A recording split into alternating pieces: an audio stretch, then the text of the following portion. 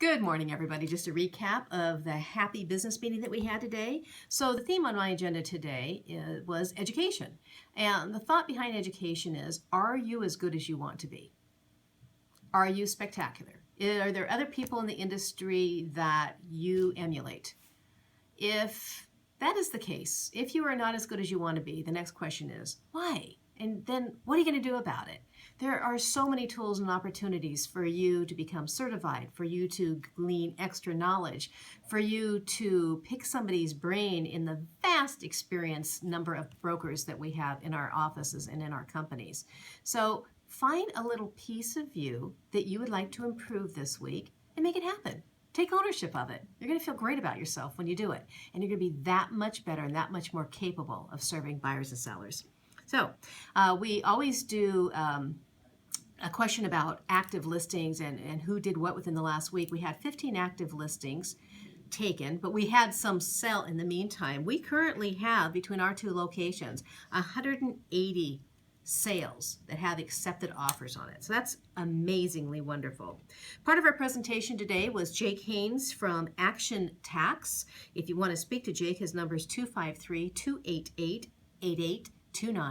He spoke primarily about incorporating, and he used one of the brokers as an example and how he could potentially save that broker $10,000. Now, maybe he can't save you $10,000, but it might be worth your time to see if he can save you one measly $1,000. Make the call. See if that can happen, if that's a good decision for you.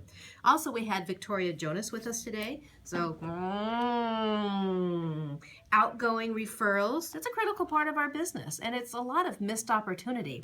So when you're at your open house, do you have flyers that are set up that you can personalize, customizable flyers that talk about outgoing relocation, that you can help somebody get connected with somebody that is qualified, abundantly competent to help them where they're going? That would be a great tool for you to have at an open house.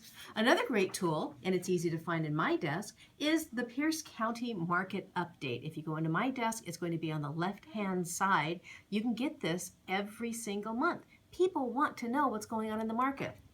So back to outgoing and e-business. Some of the information that Victoria shared with us is, I just lost my mind for a moment. Part of our relocation network is over 500 firms, 3,500 offices in 50 countries, and get this, that conducted last year $321 billion worth of business. So you being a part of the largest relocation network in the entire world is probably an unstated benefit that I think that we all have a tendency to kind of let slide. Our goal this year, we'd like to have approximately 50 outgoing referrals. So let's make that happen. I think that that's great passive income. The other information that was shared with us today, I shared information, and I'm waving to Victoria right now as she's leaving. And thank you so much, Victoria. We talked about last week's legal lunch, and one of the prime parts of that was inspections. My advice to you is to counsel your sellers in a sophisticated manner, that your seller understands the risk of requesting that the buyers do no inspections. When a buyer has the right to do their own inspection, the seller is taken off the hook more about, not about disclosure, but certainly about suspicions regarding lack of disclosure.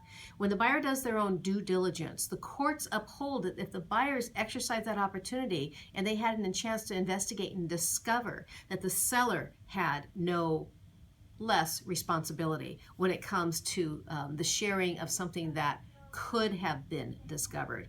Also, if the seller is providing the buyer with an inspection report that the seller might have paid for or that came from the previous buyer, same risk. And a reminder, if your buyer opts to waive an inspection contingency or any other contingencies that are normal in the course of 25 or so pages of a purchase and sale agreement, that you have them sign that advisory regarding the ramifications of that waiver. That is not yet uploaded into Northwest MLS because it has to be approved by MLS's attorney before we can upload that form. But as soon as that happens, then it'll happen. A few more things. We're coming out with a hyper-local app card. So instead of your app card just saying, find out about all the properties, the app card can say, want to know what's happening in Sunrise or everything in Crystal Ridge.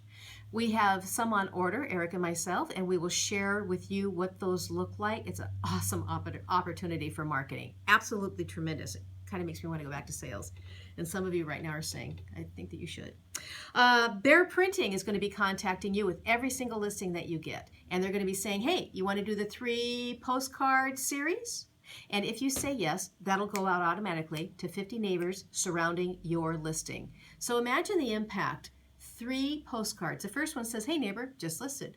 The next postcard says, hey neighbor, we have an accepted offer. And then the third postcard says, hey neighbor, we got this deal closed. What that's really saying is, hey neighbor, you should talk to me. So I strongly recommend that you guys sign up for the 3 postcard series. It is effortless. Just do it. We have a TapCard General Membership meeting that is happening next Wednesday. Next Tuesday, the longed for Easter egg hunt is taking place directly after the business meeting. And next Monday, we have Pacific Institute that'll be here at 10 o'clock in the morning doing a recap for all of us that are graduates of the Pacific Institute. Can't think of anything else right now. Oh, but Andy did. Tech Thursday is this Thursday. So we'll see you, 1 o'clock, Thursday. Out for now.